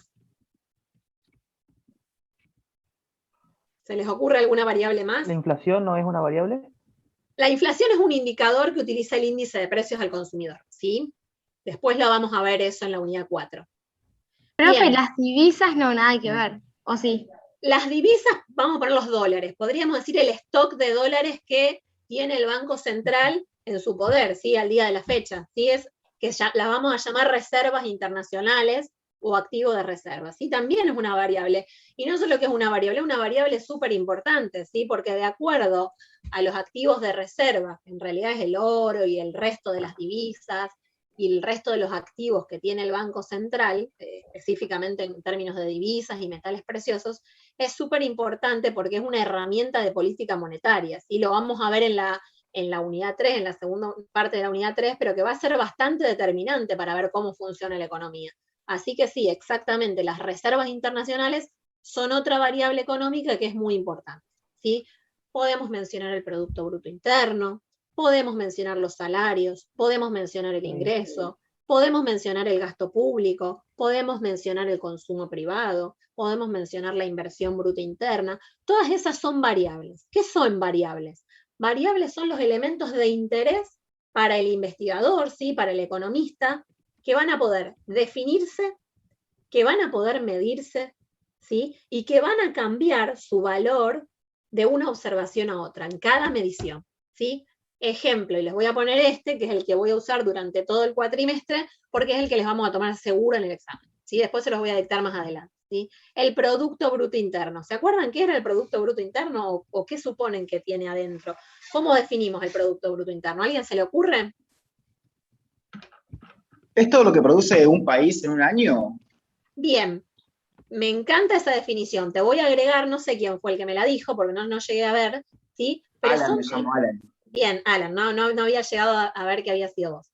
Bien, son todos los bienes y servicios, y Alan, quiero que agregues esta palabra el día del examen, finales, que produce una economía durante un año, ¿sí? Después vamos a precisar el concepto, pero no es lo mismo todo lo que produce que solo los bienes y servicios finales, ¿sí? Porque vamos a ver una diferencia entre dos variables que vamos a analizar en nuestra materia, que son el producto y el valor bruto de la producción. Cuando hablamos de valor bruto de la producción, son todos los bienes y servicios que produce una economía, ¿sí? Los finales y los intermedios. Cuando hablamos de productos, solo vamos a hablar de bienes finales, ¿sí? Después esto lo vamos a ver más adelante, pero como para que vean que hay que ser bien preciso a la hora de definir una variable, ¿sí? Ya tenemos definido el producto, que es una variable que estamos poniendo de ejemplo, ¿sí? ¿Se puede medir? Sí, la podemos medir. De hecho, si vamos a ver, nos metemos en la página del INDEC y vemos cuánto fue el Producto Bruto Interno en el 2020, o cuánto fue el Producto Bruto Interno del 2019, ¿sí? Entonces vamos a tener datos precisos de la evolución del PBI a lo largo del tiempo. Y vamos a ver... Sí, Nacho, Ignacio. Perdón. Por ejemplo, un ejemplo, una empresa que es argentina, que está fuera del extranjero, ¿pertenece al Producto Bruto Interno de Argentina o no? ¿Me podés repetir la pregunta? No sé si Sí, pero no por llegué ejemplo, a escucharla. una empresa argentina que está fuera en el extranjero. Que está en el extranjero. En el extranjero, todo lo que produce, ¿pertenece al PBI de Argentina o del extranjero? Es muy buena esa pregunta. Te voy a anticipar la respuesta, pero lo vamos a ver en la unidad 3, ¿sí? Al final de la unidad 3. Eso pertenece al Producto Bruto Nacional, no al interno, ¿sí? Hay Producto Bruto Interno y Producto Bruto Nacional. Eso lo vamos a incluir en el Producto Nacional. No hace falta que lo entendamos tanto ahora, ¿sí? Lo vamos a ir precisando, pero ¿por qué sirven todas estas preguntas? Para ver que cuando hablamos de producto, no es lo mismo si hablamos de producto que si hablamos de producción, que si hablamos de nacional, que si hablamos de interno, ¿sí? Entonces las variables, un investigador, las tiene que definir en términos muy precisos. ¿De qué estamos hablando? ¿Sí? Del Producto Bruto Interno. ¿De qué estamos hablando? De las exportaciones de soja de la provincia de Santa Fe. ¿De qué estamos hablando? Del gasto público, ¿sí? Entonces vamos a definir la variable, la vamos a poder medir y seguramente en las distintas mediciones va a tomar distintos valores, ¿sí? Volviendo al ejemplo del producto, si ustedes han visto alguna vez algún estudio económico y su evolución, vemos que a partir del 2002-2003 el Producto Bruto Interno en Argentina creció muy fuertemente, de manera muy importante, hasta el año 2011, entonces si veíamos el producto año a año, desde el 2003 al 2011 vemos que crece un montón, y a partir del 2011 se empieza a estabilizar, ¿sí? No mide exactamente igual, pero un poquito más, un poquito menos, un poquito más, un poquito menos, y está bastante estable. Y en los últimos 3 años el Producto Bruto Interno viene cayendo en la Argentina, ¿sí? Entonces vemos que una variable que podemos definir, que la vamos a poder medir y que cambia en el tiempo, ¿sí? Esas son las variables económicas y la definición de una variable económica. Y por otro lado tenemos el dato económico, que justamente es el que nos brinda información sobre la variable, ¿sí? Nos va a brindar información cuantitativa, por ejemplo, cuál fue el valor o el nivel del PBI del año 2020. Esa información cuantitativa va a ser un número, ¿sí? Que nos va a decir qué valor tomó el PBI en el año 2020, ¿sí? Pero también nos puede brindar información cualitativa de una variable. Ejemplo, el Producto Bruto Interno en el 2020 fue en 1/3 de productos primarios, del sector primario, en 1/3 de bienes del sector secundario y otro tercio más de bienes del sector terciario, servicios del sector terciario, ¿sí? Fíjense cómo ahí yo estoy hablando de, bueno, qué sectores de la economía generaron este Producto Bruto Interno, ¿sí? Una parte del sector primario, otra parte del sector secundario, otra parte del sector terciario. Los números que estoy dando no son precisos, ¿sí? Es como para poner un ejemplo de que los datos económicos de una variable van a poder ser datos cuantitativos, cuando nos dan un número, cuando nos dan un valor, o van a poder ser cualitativos, ¿sí? Cuando nos dan alguna característica, ¿sí? Bien. ¿Cómo pueden estar presentados los datos que obtenemos de la realidad?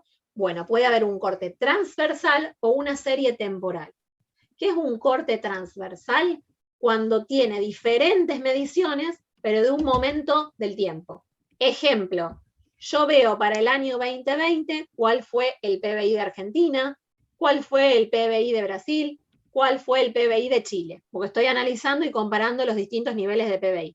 Es un corte transversal, ¿sí? Voy a medir y voy a averiguar datos sobre el PBI de cada uno de los países que mencioné para el año 2020, ¿sí? ¿Qué es una serie temporal? Cuando obtengo datos de una misma variable para un periodo de tiempo, ¿sí?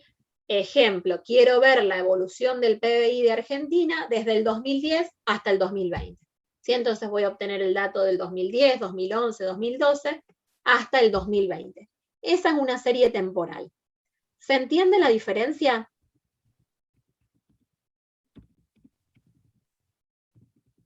Sí, profe. Bien. Sí. Fíjense acá algunos ejemplos que traje, ¿sí? De otras variables, no las trabajamos por ahora. Fíjense, tenemos las exportaciones medidas en millones de dólares, ¿sí? Estos datos los encontramos en el Instituto Nacional de Estadísticas y Censo. Y tengo una serie temporal, tomé el dato del 2018, del 2019 y del 2020, ¿sí? Fíjense que tenemos acá 58.645 millones de dólares en exportaciones.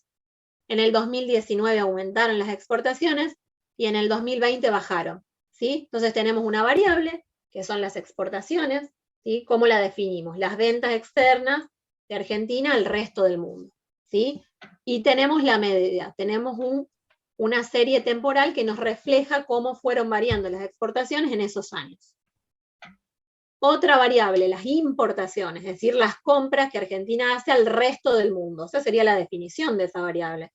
Bueno, ¿cómo fueron los datos? Primero era de 66.938 millones de dólares, en el 2019 cayó, y en el 2020 cayó aún más, ¿sí? Datos de exportaciones e importaciones. Y acá les traje una que les va a interesar más a ustedes, que van a dedicarse al turismo, ¿sí? Hay una encuesta, seguramente la han escuchado, la han leído, la pueden googlear porque les va a dar datos importantes para su carrera, que es la encuesta de ocupación hotelera, ¿sí? Que da varios datos, entre ellos pernoctaciones y viajeros, ¿sí? Fíjense cómo varió, está medida en miles de noches, ¿sí? En el 2018 para la Argentina el valor fue de 48.493.000 noches, ¿sí? Ese fue el valor registrado para el año 2018. En el 2019 creció, ¿sí? Fue 49.155.000 noches. ¿Qué pasó en el 2020? La pandemia. Cayó La pandemia, pasó la Ajá, pandemia. Claramente sí. uno de los sectores que más ha sufrido, digo, fueron varios los que han sufrido, pero uno de los sectores que más sufrió, y ahí tenemos un dato muy claro de cómo sufrió, es la caída en las pernoctaciones en el año 2020. Abrupta la caída, casi un 70%. ¿Sí? Otro dato que también muestra claramente lo que pasó en el 2020, ¿sí? El número de viajeros. ¿Sí? Fíjense, veníamos 20.000, en miles, ¿no? 21.000 pasó a 5.000, caída del 72% en términos anuales, una caída completamente abrupta. ¿Sí? Vamos a ver lo que pasa ahora con los datos del 2021, seguramente van a ser un poco más alentadores, pero probablemente no sean los datos del año 2019 o el 2018. ¿Sí? Bueno, entonces todos estos datos, digo, les traje cualquier variable como para que ustedes empiecen a familiarizarse con el tema, pero son datos que nos van a servir para la construcción de modelos. Cada modelo va a requerir tomar en cuenta determinadas variables y vamos a tener datos de esas variables que vamos a tener que buscar en la realidad. Como les decía, estos datos los tomé del Instituto Nacional de Estadísticas y Censos. Bien, ¿seguimos? Sí. Bien. Acá Nacho nos había hablado de variables de stock, de flujo o algo así. Bueno, justamente ahora lo que vamos a hacer es clasificar las variables. Y ya mencionamos algunos ejemplos.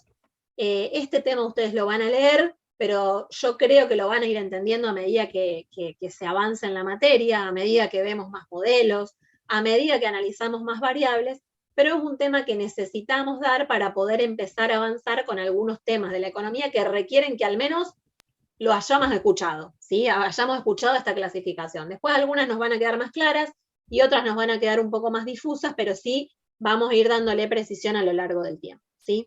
¿Cómo se clasifican las variables económicas, ¿sí? Según su determinación en el modelo, es decir, según cómo las considera el modelo, vamos a hablar de variables endógenas o exógenas, ¿sí? Las variables endógenas son aquellas cuyo valor queda determinado dentro del modelo. Mientras que las variables exógenas son tomadas como un dato por el modelo, es decir, ya las tomo como algo dado. Vamos a poner un ejemplo. Si yo tengo un modelo que vincula la inflación,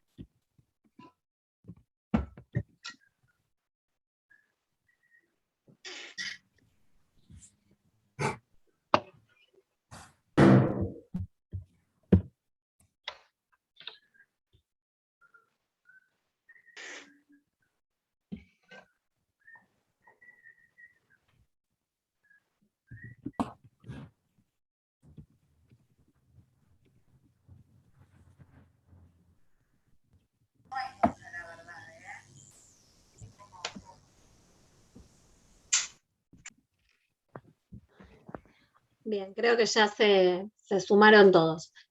Como les decía, vamos a poner un ejemplo. Si yo tengo un modelo en donde hice o establecí una función entre lo que es la emisión monetaria y la inflación, ¿sí? Yo voy a saber cuánto va a ser la tasa de inflación midiendo la emisión monetaria, ¿sí? O viendo cuál va a ser la emisión monetaria, ¿sí? Entonces, la tasa de inflación en este caso va a ser una variable endógena que va a quedar determinada dentro del modelo, ¿sí?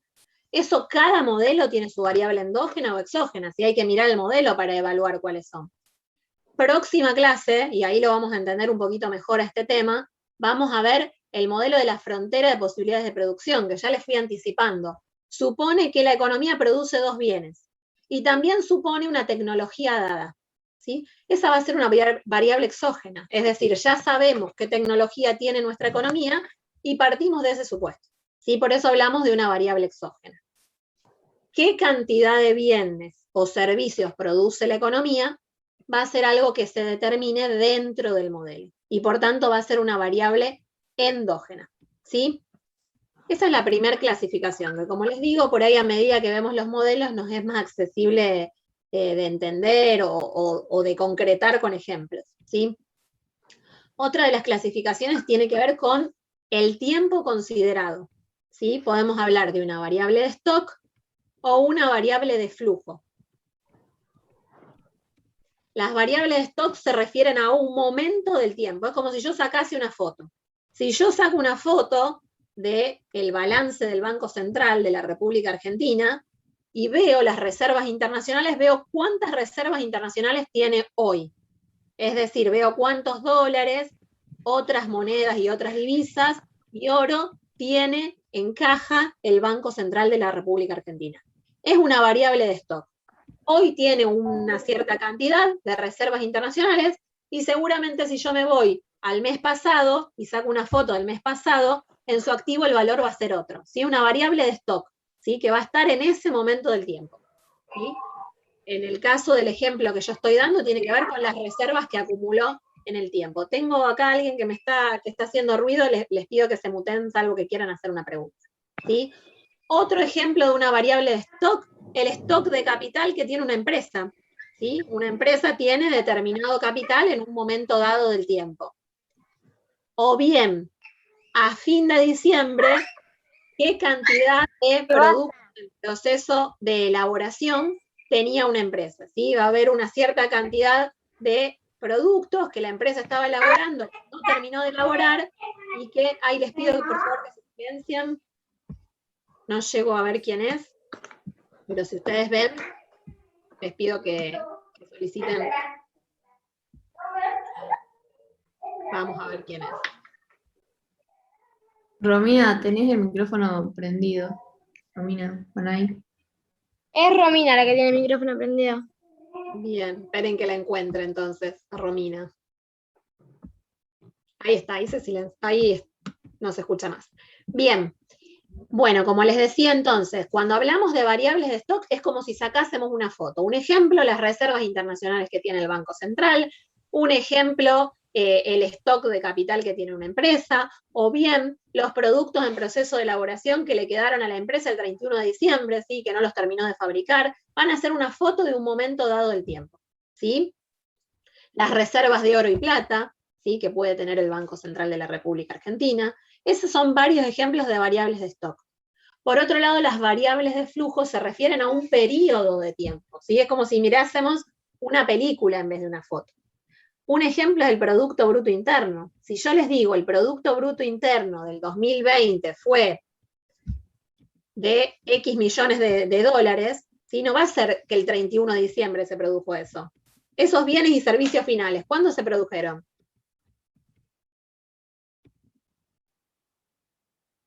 En todo el año. Durante todo el año, ¿sí? Entonces el Producto Bruto Interno es una variable que nos va a medir los bienes y servicios finales que generó la economía durante todo un año. Es una variable de flujo, ¿sí? Si yo les digo que quiero comparar las exportaciones de la provincia de Santa Fe y la provincia de Córdoba en cuanto a productos lácteos, y le digo, bueno, las exportaciones del primer trimestre del año 2021 de Santa Fe fueron de tal valor, y las de Córdoba de tal otro, voy a estar midiendo las exportaciones desde el 1 de enero hasta el 31 de marzo, ¿sí? Todo el trimestre voy a contemplar. Por eso vamos a hablar de variables de flujo. Las variables de stock son una foto, se refieren a un momento dado. Las variables de flujo son una película, se refieren a un periodo de tiempo. Puede ser anual, puede ser mensual, puede ser trimestral, pero nos referimos a un periodo, ¿sí? Bien. Otra de las clasificaciones tiene que ver con las variables nominales y las variables reales. Cuando hablamos de variables nominales, hablamos de dinero, ¿sí? Ejemplo, el salario, el ingreso nacional. Si yo les hablo del salario medio, ¿sí? O el salario mínimo vital y móvil, vamos a estar hablando de dinero, ¿sí? Vamos a medirlo en términos de dinero. Son variables nominales, magnitudes consistentes en dinero. Mientras que cuando yo les hablo de salarios, perdón, de variables reales, ¿sí? Hablo de variables que se refieren a magnitudes de bienes, ¿sí? Las exportaciones de lácteos. Bueno, ¿qué cantidad o cuántas toneladas de lácteos fueron exportadas por la provincia de Santa Fe? ¿Sí? Si yo les hablo de las importaciones de autos 0 kilómetros en la Argentina, ¿sí? Voy a estar hablando de autos, ¿sí? De qué cantidad de autos importó la Argentina, ¿sí? Ahora ustedes me dicen, bueno, pero en realidad cuando uno mide las exportaciones de lácteos nos da un valor numérico. Bueno, damos el valor numérico porque vamos a multiplicar esos productos lácteos por los precios de esos productos y entonces voy a tener el valor numérico, ¿sí? Porque voy a tener que saber ese valor. Pero no quiere decir que no estoy hablando de bienes, ¿sí? Estoy hablando de leche, de entera, descremada, estoy hablando de quesos, estoy hablando de productos lácteos. Lo mismo con las importaciones. Yo les puedo decir, se importaron 2 millones de vehículos el año 2020 en la Argentina, o les puedo decir, se importó, y les digo el valor de esos vehículos, ¿sí? Que importamos desde la Argentina. Pero por más de que les esté hablando en términos de valores monetarios, esa variable es una variable real, ¿sí? Autos, la cantidad de vehículos importados por la Argentina. Y ahora les iba a preguntar, pero acá está escrita, ¿sí? El Producto Bruto Interno, una variable de la que tanto hablamos, es una variable real, ¿sí? Hasta ahora la mencionamos siempre un número, dijimos, bueno, ¿cuánto es el Producto Bruto Interno? ¿Aumentó? ¿Disminuyó? ¿Sí? Pero, ¿de qué hablamos cuando hablamos de producto? De bienes y de servicios finales, ¿sí? Hablamos de alimentos, hablamos de bebidas, hablamos de automotores, hablamos de celulares, ¿sí? Hablamos de viviendas, hablamos de servicios de turismo, de educación, de salud, son bienes y servicios. Profe. Por eso, sí, Romina creo que preguntó, no sé quién. No, yo, Luana. Luana.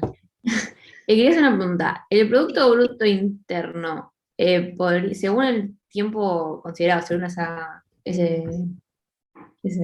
me sale,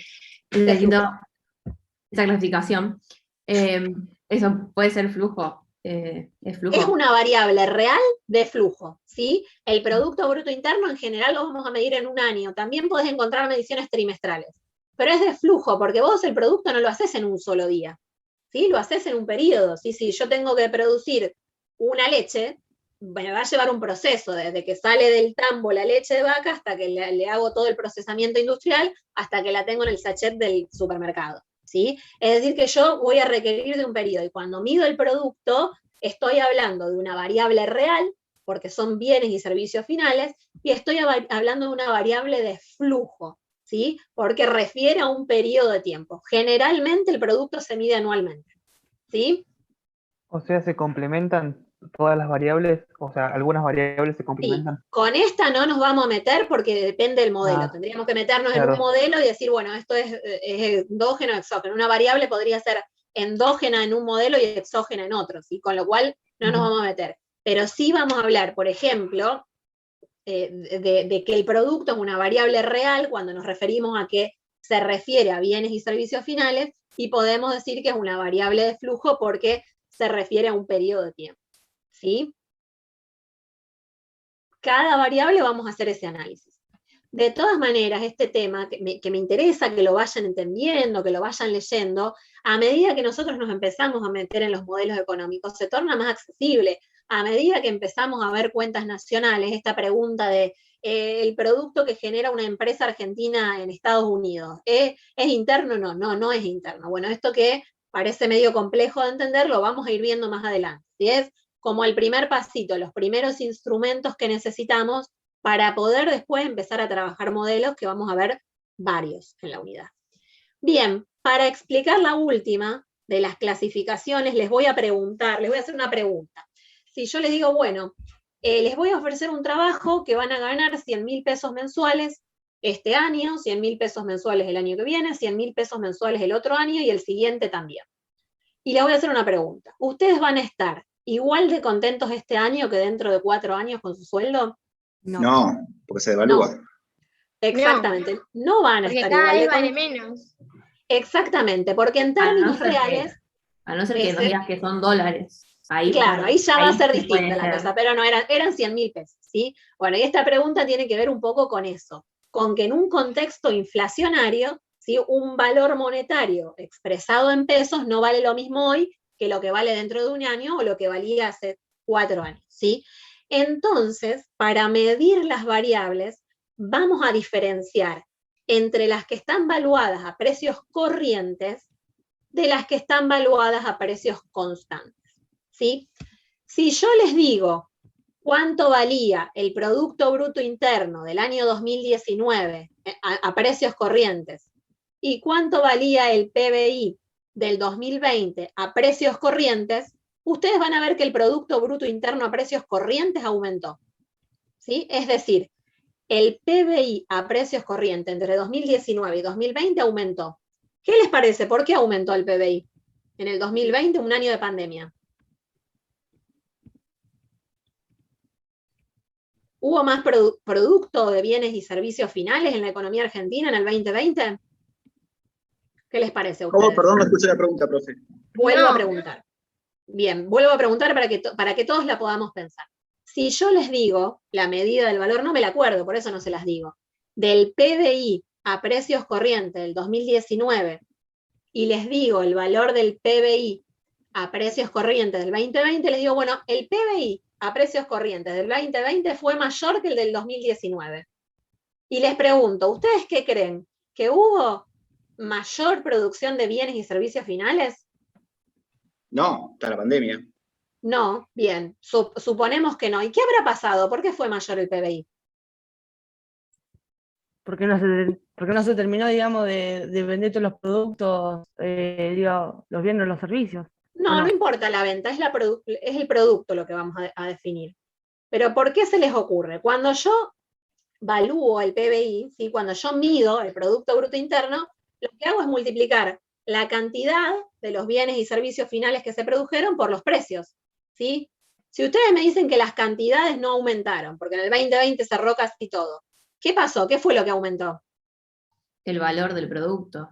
Aumentaron los precios, ¿sí? Es decir, vamos a ponerlo con un ejemplo, ¿sí? Supongamos que en Argentina en el 2019 se produjeron 1 millón de litros de leche a $1 cada una, ¿sí? En el 2019 entonces se produjeron 1 millón de pesos en leches. ¿Estamos de acuerdo hasta ahí? Yo les digo que un año después, en el 2020, también se produjeron 1 millón de litros de leche, pero valían 2 pesos cada una, ¿sí? ¿Cuánto es el valor del producto de leche en el 2020? El doble. 2 millones, ¿sí? ¿Aumentó la producción de leche? No, se mantuvo. No. Si yo evalúo a precios corrientes, el PBI, voy a estar multiplicando las cantidades de todos los bienes y servicios finales, no solo de la leche, del queso, de los autos, de todos los bienes y servicios que produjo la economía, y los voy a multiplicar por el precio de ese año, los precios del 2019, los precios del 2020, ¿sí? Y consecuentemente, ese valor va a estar viciado justamente por la inflación. ¿Cómo resolvemos este problema? Para saber qué pasó realmente con el producto, ¿sí? Vamos a evaluar a precios constantes. ¿Qué es evaluar a precios constantes? Multiplicar las cantidades de todos esos bienes y servicios que se han producido por los precios de un año base. Es decir, siempre vamos a utilizar el mismo precio. ¿Qué es el precio? En Argentina el año base es el 2004. Vamos a multiplicar todo lo que se produjo de leche, de quesos, de viviendas, de automotores y de todos los bienes y servicios multiplicados por los precios del 2004. Ahí, cuando evaluemos el PBI del 2019 a precios constantes y evaluemos el PBI del 2020 a precios constantes, vamos a ver que el PBI cayó. ¿Por qué cayó? Los precios no cambiaron porque los estoy evaluando con los mismos precios, con los precios de un año base.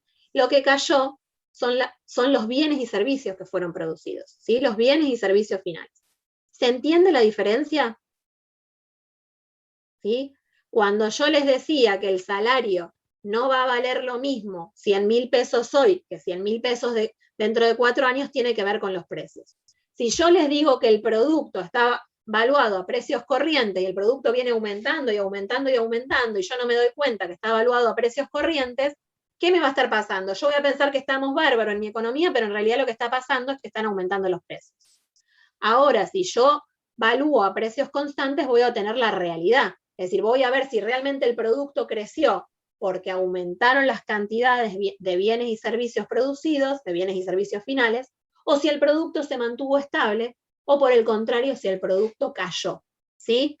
Ahora, evaluado a precios constantes, si ustedes ven los valores del 2020, ven que el Producto Bruto Interno cayó, ¿sí? Es decir, que se produjeron una menor cantidad de bienes y servicios finales en el 2020 comparado con el 2021. Fíjense acá, vamos a ir un poquitito para atrás. Fíjense, acá todas estas variables que estuvimos midiendo están valuadas a precios constantes, ¿sí? Si las hubiéramos valuado a precios corrientes, seguramente los valores hubieran aumentado todo el tiempo, ¿sí? Nosotros lo vamos a evaluar a precios constantes para saber realmente lo que pasó. ¿Qué pasó con las exportaciones en el 2020? Cayeron. ¿Qué pasó con las importaciones? Cayeron. ¿Qué pasó con la cantidad de noches, de pernoctaciones? ¿Sí? Cayeron abruptamente. ¿Qué pasó con la cantidad de viajeros? Cayeron. ¿Sí? Bueno, y ahí vamos a tener lo que pasó en términos reales. Y por eso cuando hablamos de a precios corrientes, no tienen en cuenta la inflación, no tienen en cuenta el proceso inflacionario, ¿sí? Vamos a medir con los precios de ese mismo año, y cuando evaluamos a precios constantes, sí tenemos en cuenta esa variación de precios, y por eso medimos a precios de un año base, ¿sí? ¿Vamos? Difícil esto, ¿no? Bien, ¿alguna duda? ¿Podemos seguir? Ya estamos acá. ¿Alguna duda entre alguna de estas clasificaciones que estuvimos charlando? Profe, yo tengo una duda. Sí, Carlos. Y es que, por ejemplo, en 2020, sí, en cuanto al PBI, fue para mí un papel importante, por ejemplo, la producción de alcohol en gel o barbijo. ¿Puede ser o me sí, estoy sí, confundiendo? Sí, yo estoy poniendo ejemplos en términos generales. Hubo algunos sectores que aumentaron su producción. Ejemplo, vos pones uno bien claro, el alcohol en gel, ¿sí? La producción de barbijos. La producción de alimentos, por ejemplo, se mantuvo estable, no cayó. Ahora, hubo otros sectores, como por ejemplo el turismo, que cayó abruptamente. Por ejemplo, los servicios de educación inicial y jardines de infante cayeron abruptamente. Por ejemplo, los servicios de bares y restaurantes y locales de fiestas y etcétera, etcétera, cayeron, ¿sí? Es decir, hubieron sectores que cayeron profundamente, otros que se mantuvieron estables y otros que aumentaron. En definitiva, si nosotros vemos en términos globales, el PBI cayó en el 2020, es decir, fueron más los sectores que cayeron que los que se mantuvieron estables o aumentaron, ¿sí? Claro. De todas formas, viene siendo una situación que está atravesando la economía argentina desde el 2011, que la economía está amesetada, es decir, que no crece, ¿sí? Después, en los últimos años, se observa una caída de la economía. Seguramente en el 2021 va a haber un repunte, porque bueno, partimos del 2020, que fue un año bastante complicado. Bien. ¿Alguna pregunta más? Bien.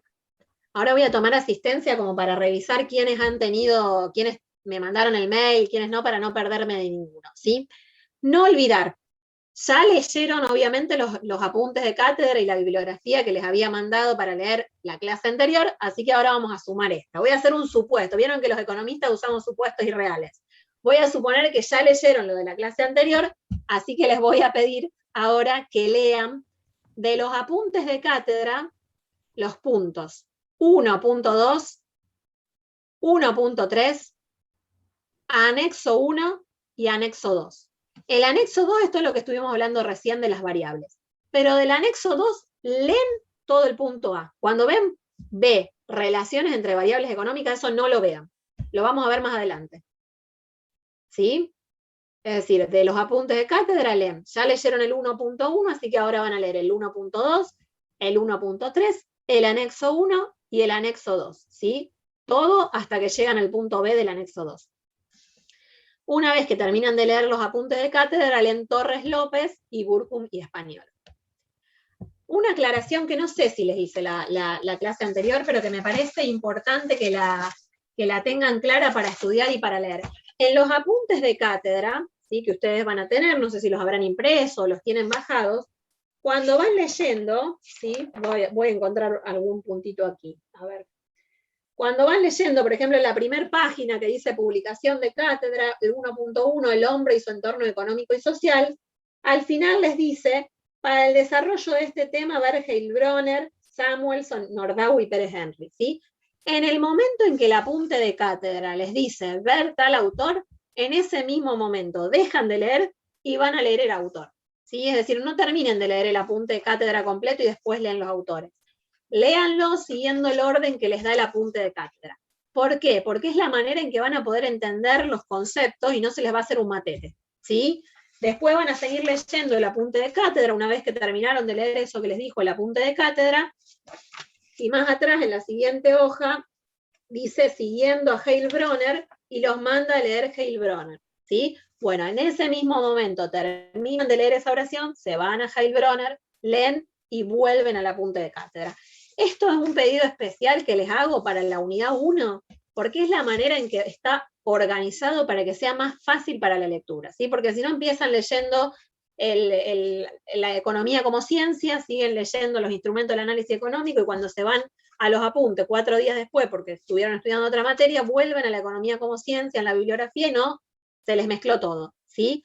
Por eso no es caprichosa la forma en que está organizado eso, sino que busca un poquito ordenarles la lectura, ¿sí? Bien, entonces me leen el punto 1.1, el 1.2, 1.3 y esos 2 anexos, Torres López y Burjum. Quien no lo hizo se anota en comunidades. Quien no me mandó un solo mail, no me manden muchos, porque yo ya cuando los recibo los cargo en mi lista de contactos, ¿sí? Quien no me mandó un mail, me lo manda. Quien no recibió la bibliografía que yo mandé la clase anterior, después de la clase anterior, me manda un mail diciéndome, profe, no recibí la bibliografía, porque seguramente ahí es que o me rebotó el mail, o no le llegó por alguna cosa. Se fijan en todo caso en la papelera la papelera de la casilla de correos, se fijan si no les llegó. Y ahora sí, esta tarea no los perdono, si no la hacen tienen un montón de tiempo, hasta el lunes, así que se van a poner a hacerla. Hay dos maneras en que vamos a trabajar. Una es con una guía de preguntas y otra es con actividades de aplicación. ¿Lo vieron a eso en comunidades que tienen una guía de preguntas y que tienen otra que es actividades de aplicación? Bueno, fíjense, porque son 2 cosas diferentes, ¿sí? A veces trabajamos con la guía de preguntas, otras veces trabajamos con las actividades de aplicación. Esta vez vamos a trabajar con las 2. Y necesito que lo trabajen, es algo rápido y sencillo para que podamos repasar un poquito todos los temas que vimos hasta acá. En todo caso, lo que había dejado pendiente para la clase anterior no lo veamos, porque ya lo estuvimos resumiendo, pero sí estas actividades que les propongo. De la guía de preguntas, el número 11, 14, 24 y 27, y de las actividades de aplicación, el 2 y el 6.